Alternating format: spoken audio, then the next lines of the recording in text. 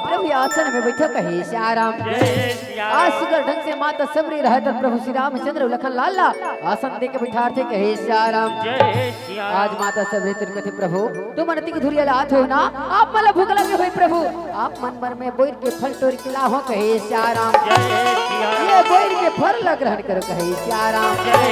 आज सुगर ढंग से माता सबरी है तो बोर के फल चक चक के प्रभु श्री रामचंद्र खावा कहे श्या राम। सुगर ढंग से प्रभु श्री रामचंद्र है तो खुशी खुशी खावा खावे कहे श्या राम।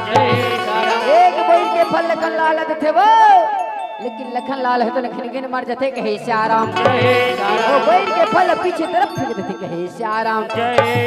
आज प्रभु श्री रामचंद्र है तो कहते हे माता सबरी तोर भक्ति भावना देखते में अति प्रसन्न हो मैं तोरा नौदा भक्ति बता तो कहे श्या राम। आज प्रभु श्री रामचंद्र है तो माता सबरी नौदा भक्ति बताती कहे श्या राम। आज प्रभु श्री रामचंद्र है तो कहते